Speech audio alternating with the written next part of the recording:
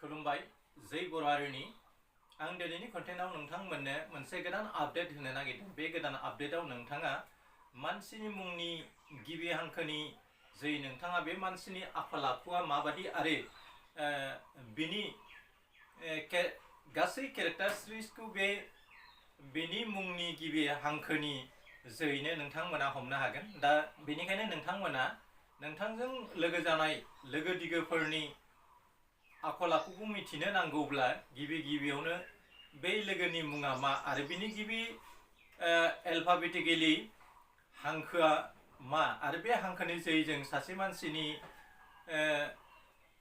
आखल आखुफोरखौ बिनि सिंनि गुमुरफोरखौ माबोरै सुंदबै जों मिथिनो हायो सरासनस्रायै बिनि सायाव आं दिनै नायसोमनो नाजानाय जादों। हमना लादो अख्रां, बिनि गिबि हांखोआ जाबाय ए आरो बिआ जाबाय बिथांनि लोगो। हमना ला बिरखांनि मानसिनि नामनि गिबि हांखो बि। दानिया ए आरो बि नि सोमोन्दैनो जोङो 22टा हांखोफ्रा 22 इंराजि हांखोफ्रा मानसिनि मुङाव मा मा फोरमायथियो बेनि सायाव सावरायनो नाजाग्रोनाय जाबाय। गिबियावनो ए आरो बि, गिबियावनो आं अख्रां आरो बिरखां सानै मानसिनि खोथाखौ बुंग्रोनाय जादों। दा ए आरो बि बे सानै मानसिनि गुबै चरित्र आखुआ माबादि बेनि सायाव जोङो दा सुंदबै फरायथौनाय जानोसै।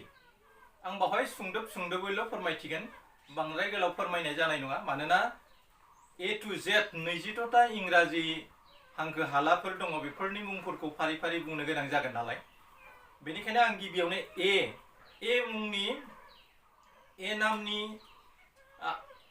गिबि हांखोनि मानसिया गिबियाव मा जायो, बियो बास्तबबादि आरो गावनि सायाव फोथायसोमनाय आरो मालायफोरखौ थाबनो हानाय गुन आरो बिनि इस्सा सक्तिया थामहिनबा गाव साननायफोरखौ बे ए हांखोनि मुंनि मानसिफ्रा जाफुंहोनो नाजायो आरो बिनि गोसोफ्रा जोबोर गोरलै आरो बियो सोरजिलु आखुनि जायो। मा होनदों, ए मुंनि मानसिनिया बास्तबबादि आरो गावनि सायाव फोथायनाय आरो मालायखौ सोरदिं बिथिङाव बोगथाबनो हानाय गोहो सक्ति थायो आरो गाव गोसो जानायखौ बियो मावफुंनो नाजायो आरो बिनि गोसोआ मा होनदों, अराय सोरजिलु आखुनि जायो।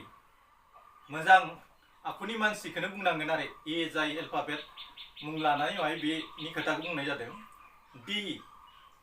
बि मुंनि गिबि हांखोआ बि जनाय मानसिफोरनि आखल आखुआ मा होनो, गावनि सायाव फोथायनाया थायो आरो बिथांमोना जोबोद लाजि गुसु आरो नांथावै बिथिं समफ्रावबो बिथांमोना जोबोद साग्रियै थायो आरो जोबोद साग्रियै थानायानो बिथांमोननि आखुनि सिनायथि। बिथांमोना जोथोनलु आखुनि जायो आरो जिखि जाया खोथाखौनो बे बि हांखोनि मानसिया हरखाबै फोथायना लानो नाजाया। बि हांखोनि मानसिनि आखल आखुआ आत्मकेन्द्रिक, गावनि सायाव गोबां फोथायनाय थायो आरो बिथांमोना लाजि गुसु आरो नङै समफ्रावनो बिथांमोना अराय सम साग्रिद जानानै थायो। माबा मोनसे गोरोन्थि जासिगोन नामा, माबा मोनसे जासिगोन नामा, बेबादि बिसोरो खेयालु स्वभाबनि, गावखौ जोथोन लाग्रा स्वभाबनि जायो आरो बिसोरो गोरलैयैनो खुनु मानसिखौ बिसोरो फोथायनानै लाया। बि आखरनि मानसिया, बि हिन्जावानो जा हौवायानो जा। दानिया सि हांखोनि मानसिया माबोरै, बिथांनि गोसोआ दिदोम जायो आरो खामानि दामानिफ्राव जोबोद गोसो गुदुं जायो आरो बिथांमोना जोबोद थुलुंगाखां आखुनि मानसि जायो आरो बिथांमोना खामानि दामानिफोरखौ खम मावो। बा जायफ्रा सि आखुनि मानसि बिसोरनि गोसोफ्रा दिदोम आरो खामानि मावनो गोसो थायो बिथांमोना गुबैयै, नाथाय बिथांमोना खामानि मावनो गोसो गुदुंब्लाबो बिथांमोना खामानिखौ खम मावो होननानै बुंदों। सि हांखोनि थांबाय। दानिया दि मुंनि मानसिनि मुङाव दि आखरानो गिबियाव जयो। दिया जाबाय जाय मानसिनि मुंनि सिगाङाव दि हांखो जायो बियो मा बिनि गोसोखांनाय गोहोआ जोबोदै गोख्रों आरो सहायनो हानाय गोसोआबो गोख्रों आरो बिथांमोना मा मालायफोरखौ गोसो बोगथाबना लानो हानाय गुन बे दि हांखोआ थायो। आरो बिथांमोना आबेबिक जानानै बिथांमोना गोजावलाबाया। बिथांमोना आबेगिक जायोब्लाबो गावखौ माबोरै दबथायना लाखिनो हायो बिनि सायाव बिथांमोना गावखौ जोथोन लानो रोंगौ। आरो बे दि हांखोनि मानसिया मा होनो गोबां खोथाखौनो सिखोमाना लाखियो आरो गावनि गोरबोनि खायसे गोपन सेक्रेट खोथाफोरखौ बिथांमोना बुंफ्रुनानै लानो हाया। बेनिखायनो दि हांखोनि मानसिजों जाय मानसिया लोगो जायो एसे सांग्रां जानानै थानायनि गोनांथि दं। मानोना बिथाङा मालाबाबो गावनि गोसो सिंनि खोथाफोरखौ आबुङै बुंफ्रुनानै लानो हाया माने लाया। दानिया इ हांखोनि गिबि हांखोनि मानसिनि मुङाव इ जयो। बिथांमोना मा खामानि दामानियाव गोसो गुदुं आरो बिथांमोना इयुननि थाखाय जोबोद जिंगासियो आरो गोबां आखल आखुनि मानसिफोरजों बिसोरो मा लोगो दिगो जानानै गोरोबनानै थायो। जेरै इला, इथन बेफोरबादि। इ हांखोनि मानसिया खामानि दामानियाव मा होनदों गोसो गुदुं जायो आरो बिथांमोना इयुननि भबिष्यतनि गावनि जिउनि खोथाखौ सानो आरो बिसोरो गोबां मानसिनि आखल आखुजों थामहिनबा गोबां मानसिजों बिथांमोना गोरोबलायनानै थायो। थारमाने बयजोंबो लोगो जायो। बयजोंबो लोगो जानानै थानो बे इ हांखोनि मानसिया मोजां मोनो। दानिया एफ, जायनि मुंनि आगराव एफ जयो बिसोरो मा दिदोम आखुनि जायो आरो बिसोरनि मुंनि सिगाङाव एफ जनाय मानसिनि जेखि जाया सुबुङानो मा गम्भीर आरो गावनि सायाव फोथायनाय थायो आरो बिसोर जोबोद खांखुवा आखुनि जायो आरो बिसोरो मा बायदि धोरोम एफ आखरनि मानसिया जोबोद दिदोम जायो आरो बिसोरो मा जायो होनदों बिसोर जोबोद नोरोम आरो सिरि गोसोनि जायो आरो बिसोरो धोरोम शास्त्र बायदिसिनायाव नांथाबनानै थानो मोजां मोनो बेबायदि आखुनि मानसिया। दानिया जायनि मुंनि आगराव जायो, हांखो जायो बियो मा होनो गावनि सायाव फोथायनाय थायो आरो बियो गावनि सायाव फोथायनाय थानायनि खारनाव बियो गावनि साननाय हनायखौ मावफुंनो नाजायो आरो बेहा मा होनदों खायसे पावारफोरखौ केटसिं पावारा बेफोरबादि मानसिया सानो बबेबा बायदि खामानिखौ माबोरै मावनांगौ आरो बेखौ मावनो हायाबा माबायदि सोलो बुद्धि खालामनानै मावनांगौ बेबादि केटसिं पावारा बे हांखोनि मानसिनाव थायो आरो बे हांखोनि मानसिया गावनि सायाव फोथायनाय थायो आरो बेहा उपस्थित बुद्धि आरो बबे सोलोखौ बबेयाव बाहायनांगौ बेफोर गोहो बुद्धिफ्रा बेबादि मानसिनाव थायो। ओइस हांखोनि मानसिनि साननायखौ एसे बुजिनो गोब्राब जायो। बेफोरबादिया मा होनो ओइस हांखोनि मानसिखौ थोंजोङै नायनानै बिथांमोननि आखल आखुखौ हमनो हाया। बिथांमोनखौ नुनायाव जोबोद रागा गोसा आरो मानसिक भाबै बिसोरो मा गोरबै नुनायाव बे ओइस हांखोनि मानसिफोरखौ जोबोद रागा गोसा आरो अननाय गैयै बायदि नुयो। नाथाय बिसोरनि गोरबोआ थारैनो जोबोद अननाय गोसो थायो आरो बिसोरो गुबुन हादोरनि मानसि, गावनि मानसि आरो गासै समाजनि मानसिफोरनि फारसे बिथांमोना सिबिनाय थायो आरो बिथांमोना मा होनो गावखौ लानानै आरो गावनि सायाव फोथायनाय थासेयावबो बिथांमोना मा होनो उदार दृष्टिभंगि, गावनि सायाव बिथांमोना फोथायनाय आरो गावनि सायाव आत्मकेन्द्रिक थायोब्लाबो बिथांमोना मा होनदों गावनि जिउनि फारसे थारमाने उनदाहा गोबां थायो। गावनि सायाव गावहा गासैबो थासेयावबो दंसेयावबो बेबायदि मानसिया माबा मोनसे आंहा आंखाल दंबावो नामा, माबा मोनसे गैया नामा आंहा, बेफोरबायदि साननाया बे ओइट हांखोनि मानसिया थायो। गुबैयै ओइट हांखोनि मानसिया नुनायाव जोबोद रागा गोसा अन्थाइ बिखा बादि नुयो, नाथाय बिथांमोननि गोरबो इसिङा जोबोद मोजां। बिसोरो गावनि मानसियानो जा मालाय हादरनि मानसियानो जा गासै समाजनि मानसिफोरखौ बिसोरो आंगो सानो, आरो बे मानसिया गावनाव माबा मोनसे खमि जानाय बादि बिथांमोना सानखांनाय थाबाय थायो।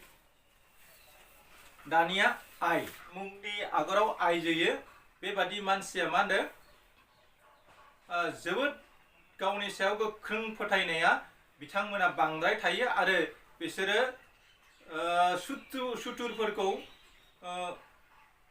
सुथुरफोरखौ जै खालामनो हायो, आरो बिसोरो जोबोद गोहोगोरा जायो, आरो बिसोरो माब्लाबाबो सुथुर गैया, आरो बिसोरो जोबोद गोहो एबा गोख्रों गोसोनि मानसि। आयेन कानुनफोरनि फारसे बेफोरबादि मानसिया जोबोद सांग्रां थायो। आयेननि सोमोन्दै बिथाङा गियान थानायनि जाउनाव बेफोरबायदि आखुनि मानसिया खायसेया आयेनजिबिबो थामहिनबा एडभकेट हाबाबो मावनायखौ जों नुनो मोनो। दानिया जाय मानसिनि मुंनि आगराव हांखोजों जागायजेयो बे मानसिया सोरजिलु आखुनो जायो, आरो बिसोरो मा होनो बिसोरनि जि फसायनाय बे फसायनाया दिदोमथि नङा। बिसोरनि फसायनायफ्रा मोनसेनि उनाव मोनसे बास्लाय लांनाय बादि बिसोरनि फसायनायफ्रा जाबाय थायो। मोनसेनि उनाव मोनसे बेसादखौ बिथांमोना फसायबाय थायो। अराय सम बिसोरो गोदान गोदान मानसिफोरजों थानानै लोगो जानानै गावखौ गोजोननाय मोना।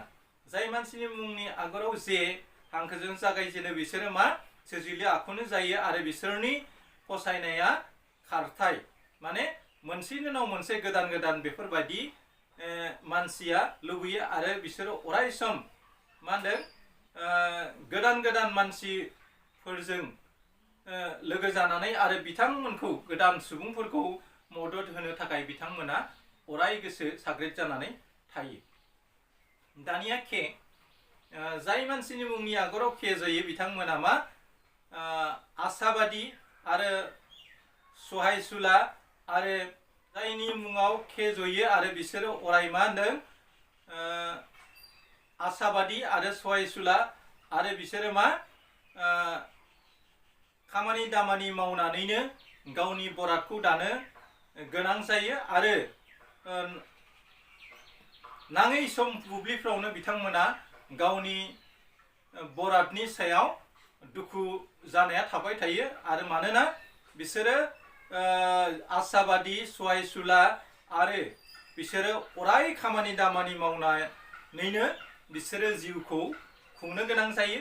बुंनो थाङोब्ला बिसोरो खामानि मावनायनि मोनसे फुथुला साबि बादि गावखौनो बाहायो, आरो बिथांमोना सानथावै बुब्लिफ्रावबो बिसोरो गावनि जिउखौ लानानैनो अराय सानब्रेबाय थायो होनना बुंदों। जाय मानसिनि मुङा एल मुंनि मानसिया जोबोद मा होनदों बिसोरनि गोसोफ्रा उरां फारां, आरो बिसोरो जोबोद उरां फारां गोसोनि जायो, आरो बिथांमोना सोलो गोनां आरो जुक्ति तर्कआव बिसोरो जेननो नागिरा। बिसोरो मा होनदों बास्तबबादि आरो बास्तबबादि, आरो बिसोरो जिखि जाया बेसादखौनो नुवाब्ला बिसोरो गुबैयाव फोथायनो नागिरा। बेनिखायनो बुंदों एल हांखोनि मानसिफोरा जोबोद बुद्धिमान जायोब्लाबो जुक्ति तर्क दान्थे बिथामथेयाव बिथांमोना लोहाबना थानो मोजां मोनो, आरो बिथांमोना बास्तब आखुनि मानसिब्लाबो बिसोरो गावनि मेगनजों खायसे बेसादफोरखौ नुवाब्ला बिथांमोना फ्रायखौनो फोथाया। एमआ जाबाय जायनि मानसिनि मुंनि आगराव जोयो बियो उदां भाबै थांनानै थानो लुबैया, आरो बियो जोबोद गोसोखांथि आखुनि, आरो मुवा बेसादफोरखौ खोथाफोरखौ गोसोआव लाखिनो हानाय गोहोआ बे एम आखुनि मानसिया जायो आरो गिबियावनो बिसोरो मा गासै खोथाफोरखौ सानै हयैसो उनाव फोथायो आरो अराय सम बिसोरो थार खोथाफोरखौल' फोथायनानै संसारखौ जालांबाय थायो। एम हांखोनि मानसिया मा होनो अराय उदाङै थानो मोजां मोनो आरो बिसोरो नि गोसोखांनाय गोहोआ जोबोद गोहोगोरा आरो बिसोर अराय सम गासै खोथाफोरखौनो ए टु जेड सानखांनायनि उनावसो फोथायो आरो बिसोर अराय दिदोम आरो मा गासै खोथाफोरखौ सानखांनानैसो उनाव बेफोर खोथाफोरखौ बिथांमोना नंगौ होननानै मानिना लायो। दानिया एन नामनि गिबि हांखोआ जाबाय एन। बे मानसिया जोबोद मा सिन्ताहिल सानखांनो हाग्रा जायो आरो आबेग आरो सोरजिलु गोसोनि जायो आरो बिथांमोननि साननाय हनाया फ्राय जोबोद गोख्रों। बिसोरो गावखौ लानानै गौरब खालामो आरो जिउआव जेननाय आरो देरहानाय मोननैखौबो लानानै जिउखौ बिथांमोना सोलिलांबाय थायो। आप एन्ड डाउन बिथांमोननि जिउआव जायोबाबो बिथांमोना बेखौ हेव मानिनानै गावनि जिउखौ दैदेनलांबाय थायो आरो बिथांमोना मिथिगौ मानसिनि जिउआव जेननाय देरहानाया थायो। बेनिखायनो बिथांमोना जेननाय देरहानायखौ लानानैब्लाबो बिथांमोना गावनि जिउखौ गायसननो थाखाय बिथांमोना नाजासोमबाय थायो। अ हांखोनि मानसिया मा समायना बेसादफोरखौ जोबोद मोजां मोनो आरो बिसोरजों बेफोरबादि देलाय मालायनि अराय बिगोमा जानानै थानो लुबैयो। हांखोनि मानसिया समायना बेसादखौ जोबोर मोजां मोनो आरो बिसोरो अराय सम गावखौनो समायनानि पुजारी जानानै थानायखौ बिथांमोना लुबैयो आरो सानै हयै बिथांमोना खायसे खोथाखौ फोथायो। बिसोरो मा गावनि सायाव गोग्गो फोथायनाय थायो आरो गावनि गोरबो इसिंनि खोथाफोरखौ बिथांमोना मा सिखोमानानै लाखिनो रोंगौ आरो माबोरै गोजौ सानखांथायनि जै गावखौ माबोरै दैदेननांगौ आरो बिनि सोमोन्दै बिथांमोना जोबोरैनो गोख्रों आरो बिसोरो मा थुलुंगाखां गोसोनि जायो आरो गावनि नेरानेपा मा होनगोन बेखौ बर'आव गावनि नाजासोमनायनि जोहै बिथांमोना जिउखौ गायसननो नाजायो आरो बिथांमोना जिखि जाया सुथुरखौनो फेजेननो हायो। हांखोनि मानसिया मा होनो समायनानि पुजारी। बिसोरो अराय सम गावखौनो समायना साजायना थानो मोजां मोना आरो बिसोरनि गोसोखौ बुजिनाया खोब गोब्राब। बिसोरो सेक्रेट खोथाफोरखौ अराय सिखोमानानै सोलिनो हायो आरो बिसोरो गावनि सोमोन्दै जोबोर सानो आरो गावखौ नाजासोमनायनि गेजेरजों गावखौ गायसनो आरो सुथुरफोरखौ बिथांमोना फेजेननो हायो होनना बुङो। पि आखरनि जायनि मुङा जायो बियो मा गुबैयै जोबोद बयजोंबो मा एट्राक्सन खालामजानाय सुबुं, मानोना बयजोंबो अनजानाय सुबुं आरो बिनि गोसोआ जोबोर मोजां आरो बिसोरो अराय सम गावनि सायाव फोथायनाय आखुनि जायो आरो बे पि आखरनि मानसिया हरखाबैनो रावजोंबो बाहायजाया, मानोना बिथांमोना सोरजोंबा बाहायजाग्रा मानसि नङा, मानोना बिथांमोनासो सोरखौबा बाहायनो हागौ। बेनिखायनो बे पि हांखोनि मानसिया बयजोंबो मा एट्राक्टेड खालामजानाय सुबुं आरो बियो गावनि सायाव फोथायनाय थायो आरो बियो माब्लाबाबो हरखाबैनो खायसे खोथाफोरखौ मा होनो फोथाया एबा मानिनानै लाया बे पि हांखोनि मानसिया। दानिया किउ आखर थानाय मानसिनि आखल आखुफ्रा जोबोरै मोजां। बिसोर दिदोम आखुनि जायो आरो बिसोरो आसाबादि आरो बिसोरो बयखौबो फोथायनाय लायो आरो बिसोरो मा किउ आखरनि मानसिया गावनि सायाव फोथायनाय थायो, दिदोम दिदोम आरो आशाबादि बिसोरो मा बयखौबो फोथायो बिनि जाहोनावनो बिसोरो मोनफ्रोमबो बिथिङाव बिसोरनि खामानि दामानि मावनायफ्रा देरहासार जायो थामहिनबा जाफुंसार जायो। दानिया आर मुंनि मानसिनि जाय मानसिनि मुंनि आगराव आर जयो बियो मा गावनि हादोरनियानो जा मालाय हादोरनि जा आरो लोगो दिगो बयखौबो मा खालामो मोजां जाथों बेखौ हास्थायो। आर आखरनि जिखिजाया सुबुङानो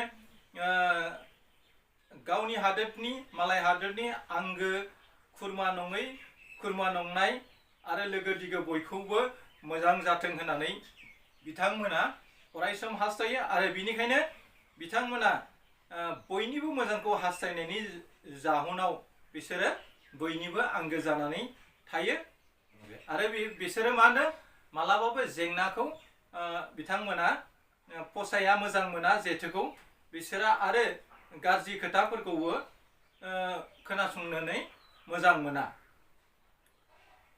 बिसोरो अराय सान्थौ आखुनि आरो गावनि सायाव फोथायनाय थायो आरो मालायफोरखौ बेफोरबायदि सुबुङा खोब बोसोनथि होयो आरो गावनि रोंगौथिनि जोहै मोननाय सोलोंथाइफोरखौ गुबुननो बिलाइना होयो आरो बेफोर गियानफोरखौ गुबुननो बिलाइना होनानै जाहाथे गुबुना मोजां जायो बेखौ साननानै बे आर आखरनि मानसिया सोलोंथाइखौ होयो। दानिया एस हांखोनि मानसिया जोबोर सान्थौ गोसोनि आरो गावनि सायाव सहायनाय जायो आरो बिसोरो सरासनस्रायै गावनि जिउखौ मा खोब गोरलैयै खुङो आरो मालायफोरखौ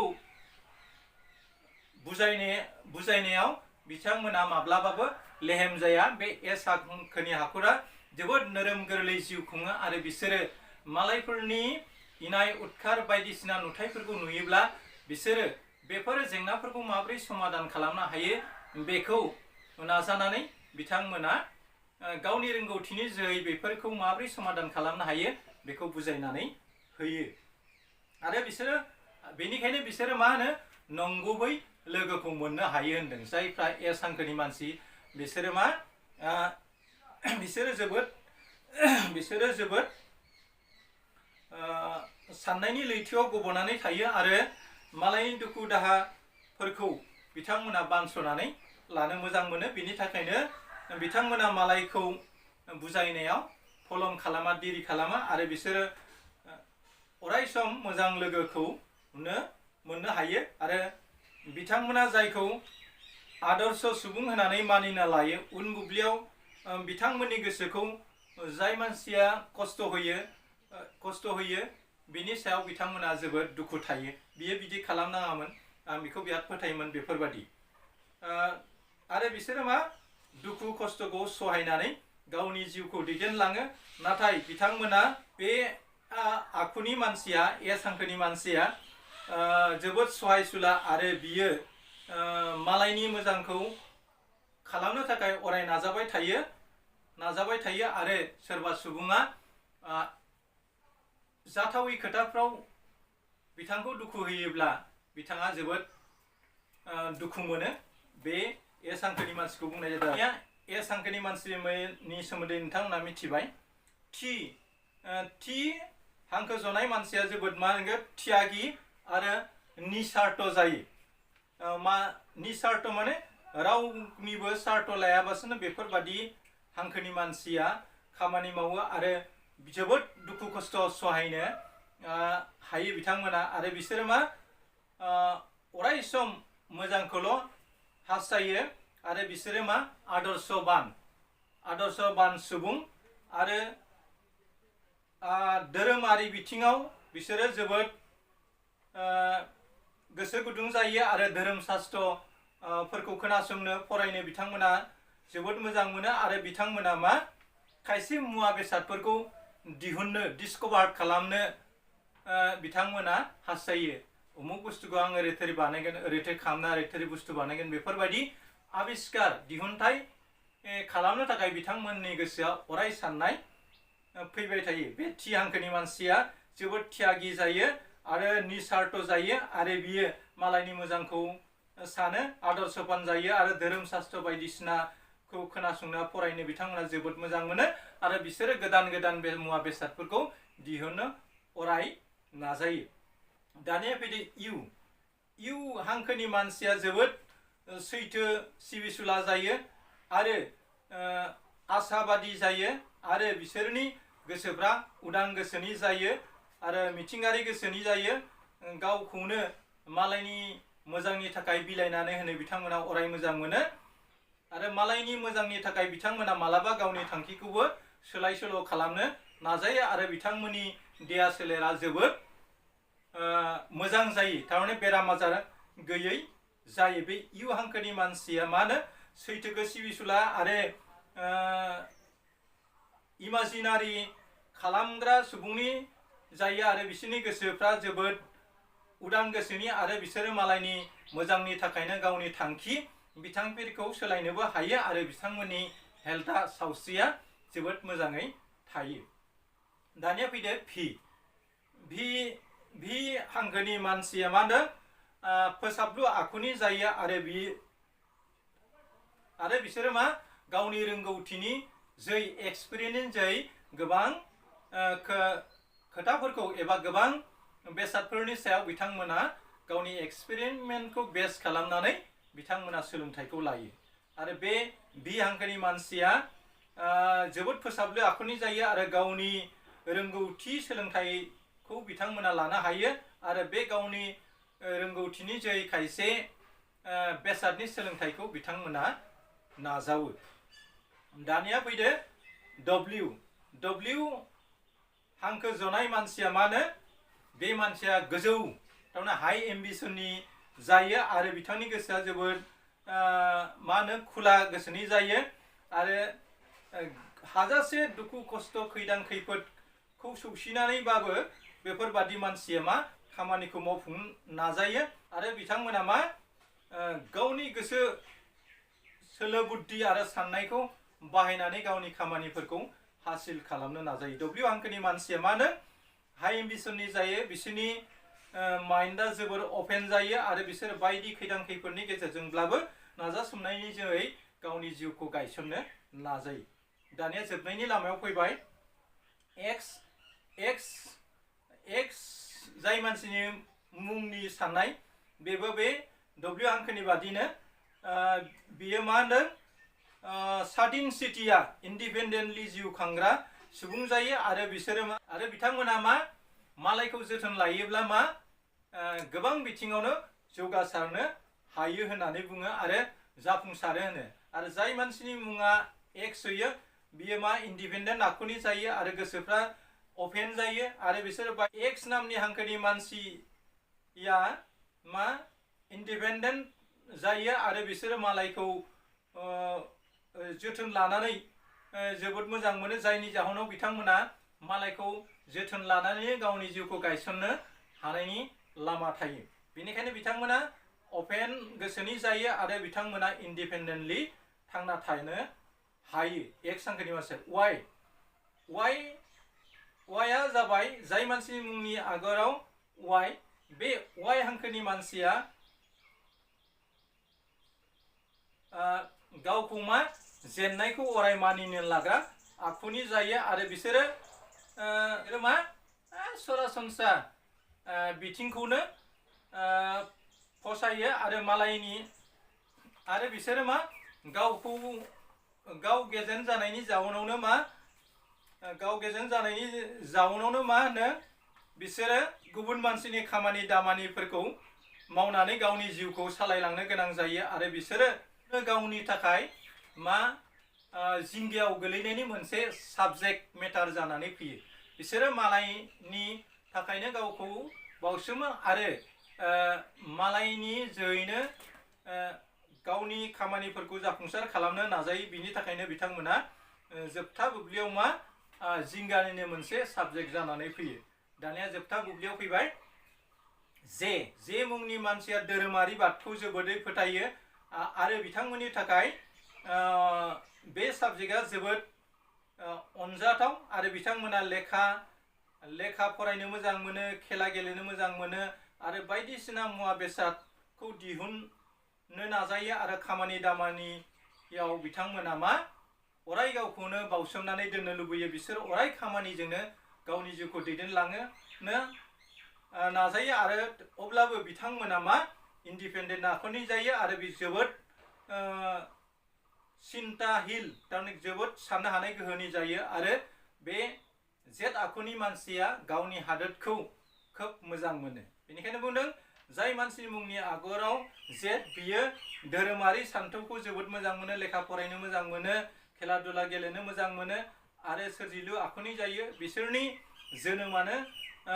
जोनोमनि मोन्थायानो बेफोरबादि आरो बिसोरो इन्डिपेन्डेन्टलि थांना थानो लुबैयो आरो बिसोरनि साननायफ्रा हादोरखौ माबोरै मोजां खालामनो हायो बे खोथाखौ बिथांमोना अराय सम सानबाय थायो इंराजि हांखो हालानि 22 हांखोनि गिबि मुंनि सायाव मानसिनि आखल आखुफ्रा माबोरै जायो बिनि सायाव आं सुंदोबै मोनफ्रोमबो हांखोनि सायाव बेस खालामनो सावरायना खिन्थाबाय दा नोंथांमोना इंराजि 22 हांखोनि गिबि एल्फाबेटनि मुंजों बे मानसिनि आखल आखुफ्रा माबोरै बिनि सायाव नोंथांमोना मिथिनो हागोन मिजिंथियो नोंथांमोना गावनि लोगो दिगो आरो गावनि फोलेरनि सायाव मानसिफोरनि सायाव बेफोर खोथाफोरखौ नोंथांमोना मिथिनो थाखाय खायसे गियानखौ लानायनि जोबोदै गोनांथि दं नङाब्ला जों माब्लाबा समाव सोरबा बादि सुबुंजों बेफोरबायदि मिथिनो जाहोनाव जों खैदां खैफोदाव गोलैनो गोनां जायो बेनिखायनो मोजां लोगो दिगो बासिना लानायनि थाखाय खोब गोनांथार दङ बेनिखायनो आङो जाहाथे जोंनि थामहिनबा JSP8536 फेसबुक पेज आरो इउटुब चेनेलनि फोलेरनि मानसिफ्रा जाहाथे बेखौ मिथिनो हायो बेनि थाखाय नोंथांमोननिसिम बेखौ बावहरनाय जाबाय मिजिंथियो नोंथांमोना भिडिअखौ नायनानै बेफोर खोथाखौ मिथिनो